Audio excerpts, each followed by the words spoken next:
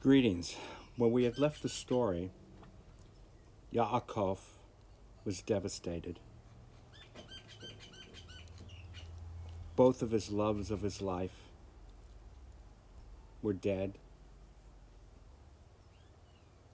and all he had left from Rachel was Benjamin. And every time he looked at Benjamin, he couldn't help but know that with his birth also came the death of Rachel. His first breath was her last breath. Meanwhile, across the desert, Joseph had become a slave. Many years had passed, and he was a slave in a rich person's home. And the wife of this rich person tried to have Joseph do things that were against his better judgment, tried to force him to do things that he did not consent to do. And he said no, because you always have a right to say no, even if you're a slave. Well, this woman was not happy about that. And she spread Lashon Hara, false accusations about him, and he found himself in prison. And he spent a long time in prison, in Mitzrayim. And while that time in prison, his reputation grew, because remember, he had a skill. He had a God-given skill. He knew about dreams. And he would listen to the people in the prison tell him about their dreams, and he would indeed tell them about them, what they meant, help analyze them. And word grew about him.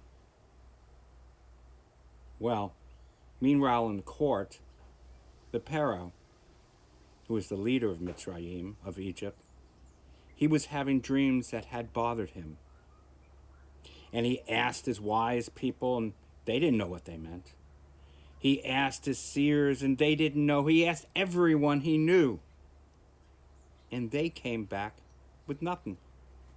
They couldn't figure out what they meant. Well, one day someone came to him, the Pharaoh, and said, there is this man, this Hebrew. This Hebrew was in prison, and people say that he knows more about dreams than anyone in the kingdom. Well, I imagine Pharaoh said, in his language, what I got to lose? So they summoned Joseph. And Joseph came to Pharaoh's court. And Pharaoh said to him, Hebrew, I hear you know about dreams. And Joseph said, I know a little about dreams, but my God Hashem knows a lot, because all dreams come from him. And I speak to him when I sleep, and he tells me about these dreams. And Pharaoh told him his dream.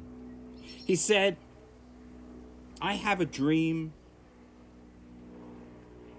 that there are a bunch of healthy cows, 7 healthy cows.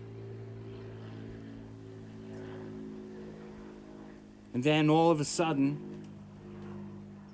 there are 7 skinny, ill cows who come and eat those healthy cows. And this dream bothers me, and I don't know what it means. Joseph said, let me sleep on it. So he went back to prison, and he slept on it, and Hashem came to him in his dreams and told him what the Pharaoh's dream meant. He woke up in the morning and was summoned to Pharaoh. And Joseph said to Pharaoh, this is what your dream means. The 7 healthy cows, cattle, mean that you will have 7 years of goodness and in rain and much and plenty in the land of Mitzrayim. But then at the end of the 7 years, there'll be 7 years of drought. No rain. And the plants will die. And there will be nothing to eat unless you do something about it. And Pharaoh did not know what to do. So Joseph got him an idea. He said, Pharaoh, build storehouses during those 7 years of plenty. Build storehouses where you can store grain and store food and everything you will need for the drought. And that's what Pharaoh did. And lo and behold, it came to pass that after 7 years of plenty, there was 7 years of drought. And the people of Mitzrayim were saved by Joseph the Hebrew.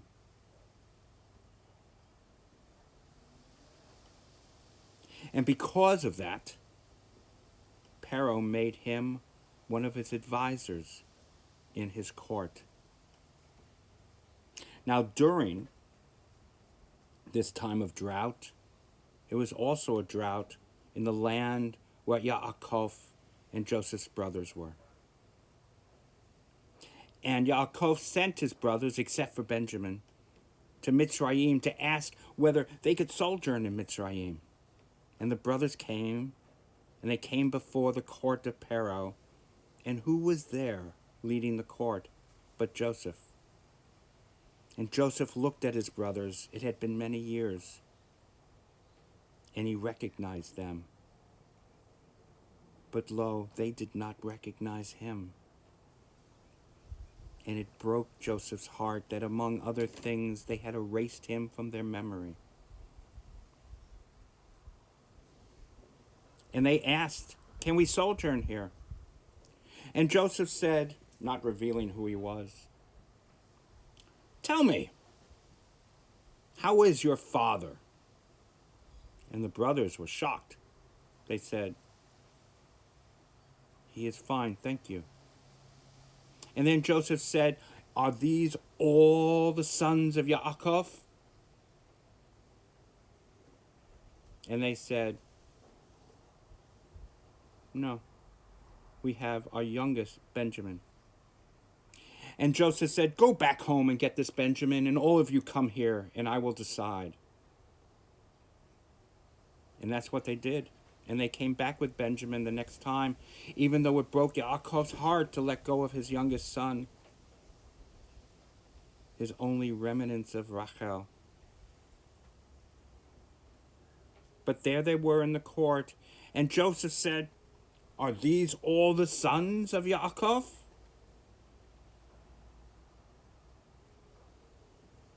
And the brothers thought. And Judah said, no, we had a brother, but he was eaten. His name was Joseph. And Joseph said, throw them into the jail.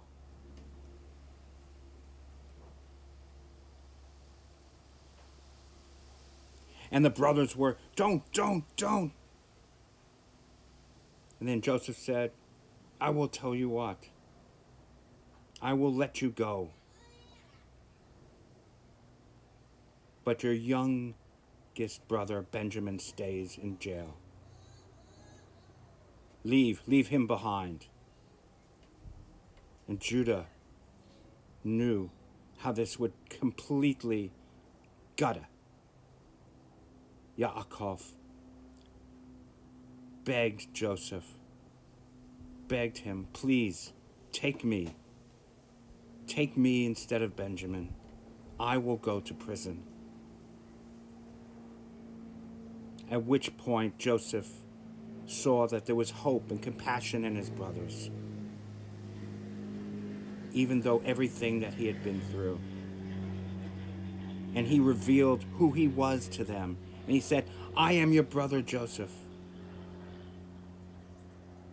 And you can only imagine how they felt, the combination of emotions.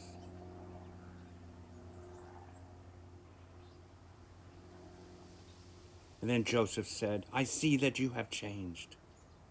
Go, go and get our father, and come and sojourn with us here in Mitzrayim and be safe. And that is how us Hebrews ended up in Mitzrayim in Egypt. We had a very happy time there. We were honored because of Joseph, who was very wise. He had gotten wise with age. He had become less full of himself and more full of the world and the people around him.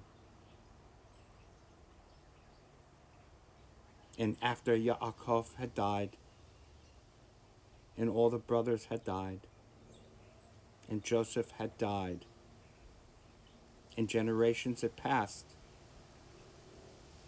there arose a Pharaoh, that did not know Joseph. And he had all of us enslaved.